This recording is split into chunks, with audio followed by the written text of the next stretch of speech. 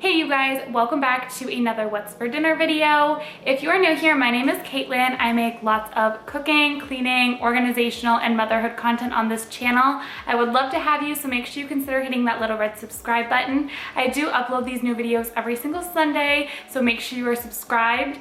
And let's go ahead and get into the recipes for the week. This first recipe is going to be these cheesy chicken crack sandwiches. They are so good and such an easy crock pot meal. So make sure you spray your crock pot and then you're going to be putting your chicken in the bottom. I would say to use about 4 to 5 large chicken breasts. I am using 4 on this day.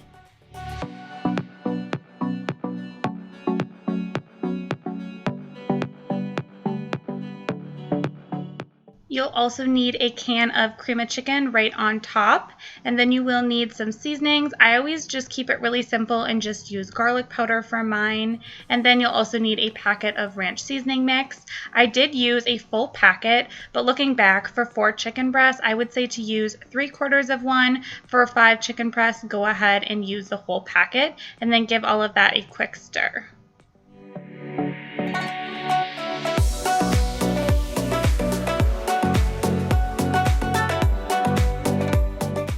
The last thing that you'll need is just a whole block of cream cheese. You're going to put that right on top, and then you'll cook this on high for about 4 to 5 hours. You just want to make sure that your chicken is cooked all the way through.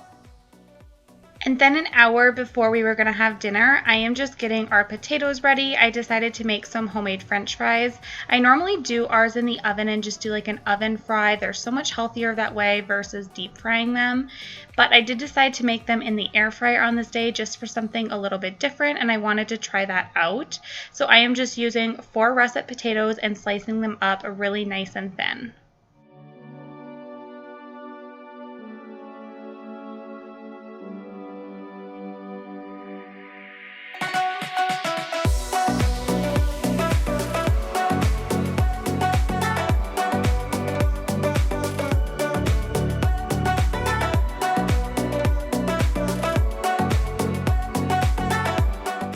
I am seasoning these potatoes exactly like I would normally make them in the oven, so if you don't have an air fryer, you can totally do it this way, but I just drizzle on some olive oil and then I add whatever seasonings I want. Normally that's going to be salt, pepper, garlic powder, and just a little bit of chili powder, but you can add whatever seasonings your family likes, but then I just give them a quick toss, and normally I'd put them on just a baking sheet at about 375 degrees for an hour, but on this day I threw them in my air fryer at 400 degrees for about 25 minutes.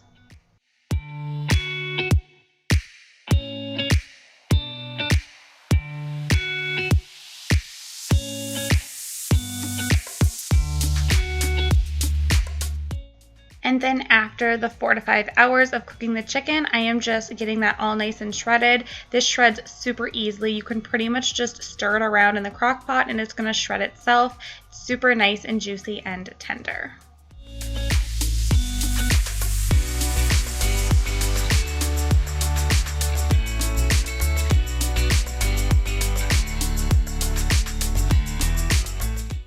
And then to take this chicken up a notch, I am adding in some bacon. You can use bacon that you've cooked and crumbled up, or you can use the prepackaged bacon like I was here, but you're just going to add that right at the end, and then the chicken is all ready to go.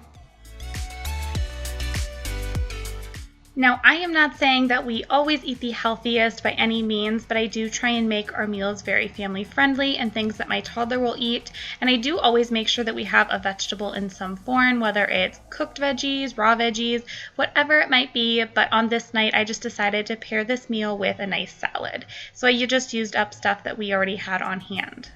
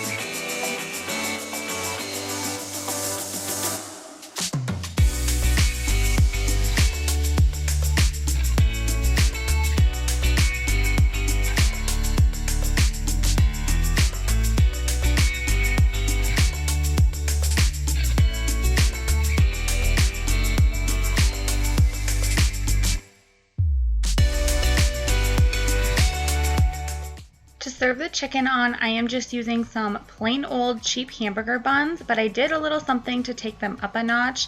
I put the chicken on there, and then I also filled them with a little bit of shredded cheese.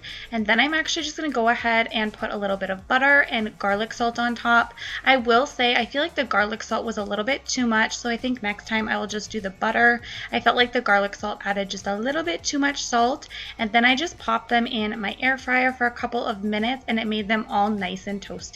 This was such a delicious meal. I would highly recommend making it for your family.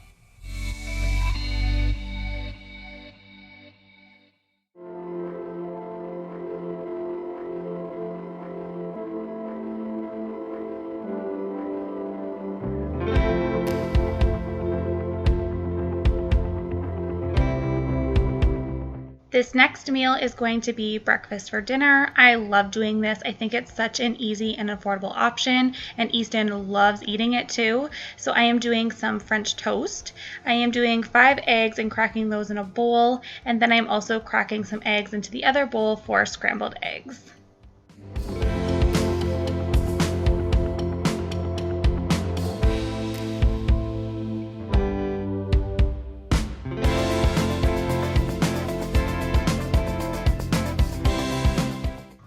For my French toast, I am just adding some milk, probably about half a cup, some vanilla, and then a little bit of cinnamon, and actually added nutmeg, and it was so good. And then to take it up a notch and add a little bit of sweetness, I did decide to add a little bit of brown sugar, and this French toast was seriously amazing. Would highly recommend. It was super delicious.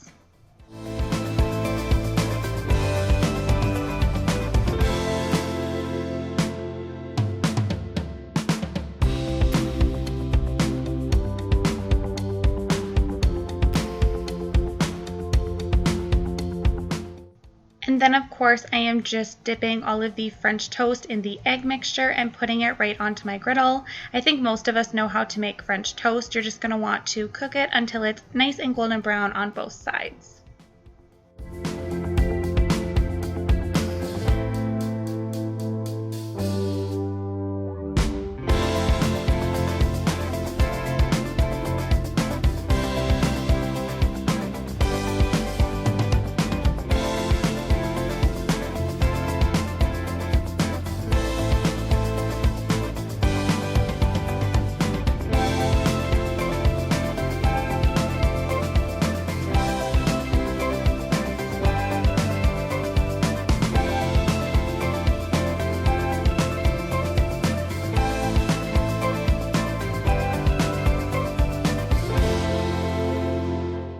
And then for my scrambled eggs on this night, of course I am whipping them up like I always do, but then I am trying something just a little bit different.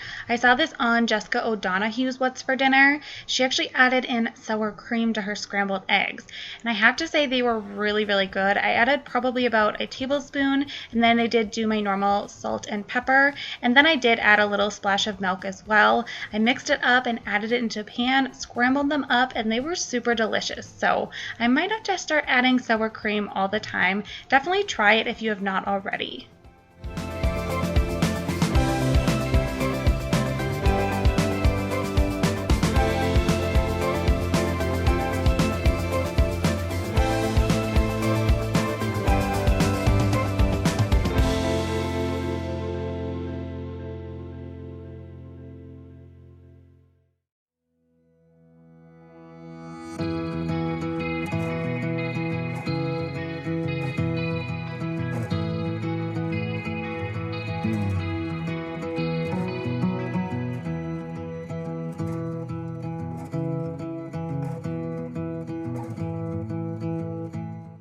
For the next meal of the week, I decided to make just some plain old turkey tacos. We haven't had just plain tacos in a really long time. So this is how I do ours when I use ground turkey. I am just using up about half of an onion that I had left in the fridge and getting that all nice and cut up and adding it into a pan.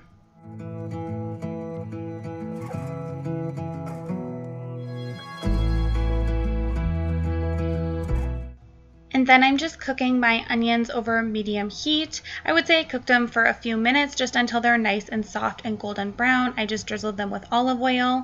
And then I am adding in some minced garlic and letting that cook for another minute or so before I add my ground turkey.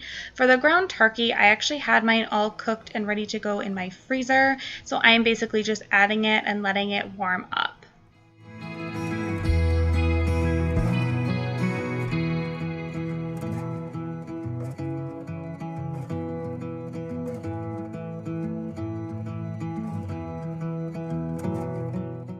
To season my tacos, I am just adding in about half a packet of this Great Value taco seasoning mix. Super simple. And then I'm also adding in probably about half a cup to 3/4 of a cup of this thick and chunky salsa. I feel like this combination flavors our tacos really well, and they're just really good this way. So I always make them like this.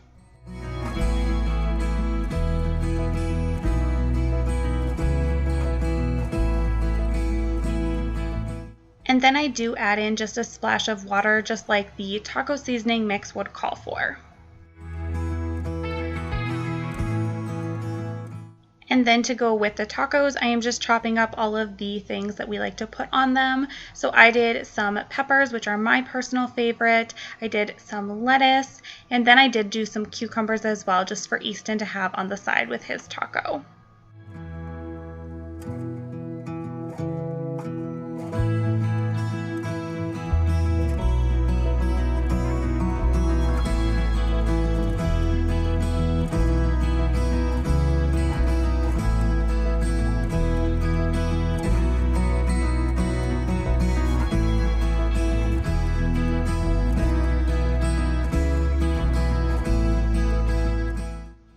Now, I have a question on how do you assemble your tacos. I always do sour cream, cheese, meat, and then I put everything else on top. But my husband does it differently, and I think a lot of restaurants do it differently too. So I'm curious. Comment down below and let me know the order that you actually make your tacos in, because I'm pretty sure I do mine opposite than everyone else. So I'm just curious to see what you guys all do.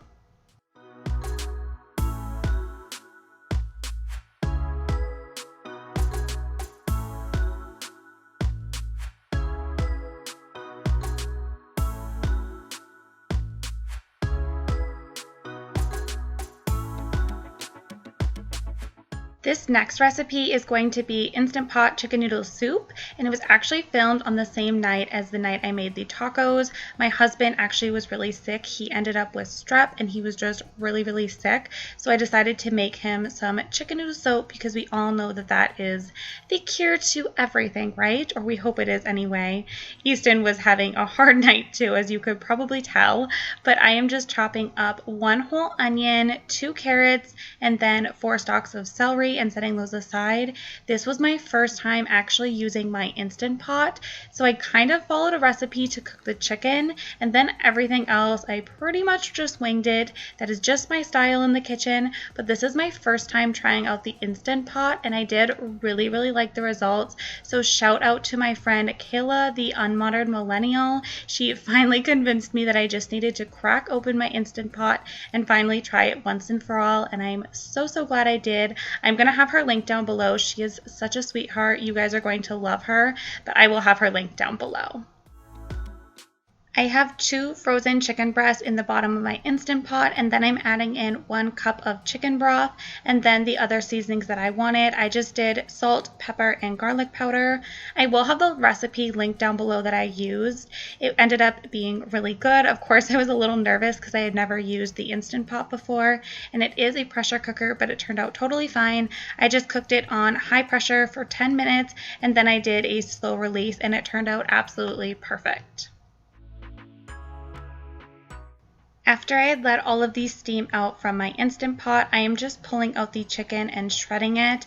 And then once it was all shredded, I just set it aside so I could use my Instant Pot to cook the rest of the chicken noodle soup.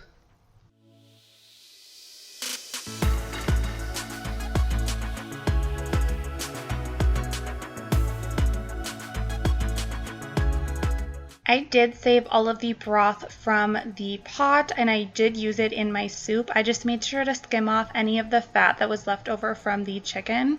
But then I am just using my Instant Pot basically on the saute mode like I would be using a stove. So I added in all of my veggies and I sauteed them until they were nice and soft.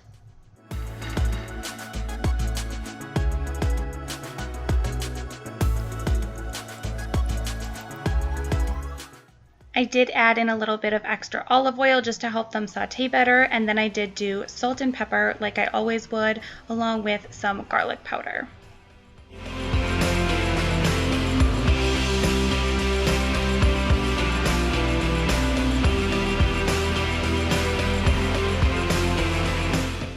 And then once all of my veggies were nice and soft, I did add in that chicken broth that I had pulled out before, along with the rest of the carton of chicken broth. I think this was a 4-cup container, so total you're going to need about 4 cups of chicken broth. And then I did add just a little bit of water. I think I did about 1 1/4 cups of water. And then I brought that to a boil before adding in all of my noodles.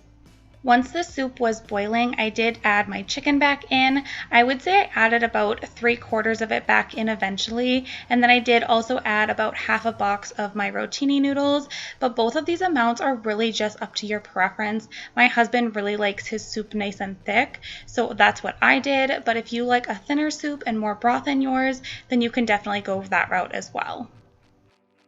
And then you're just going to cook this on the high saute setting until the noodles are all the way done. I would just go by the directions on the back of your box.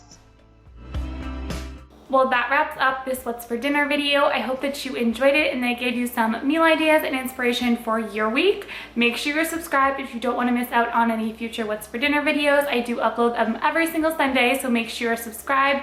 Give this video a thumbs up, and I will see you guys next time. Thanks so much for watching. Bye.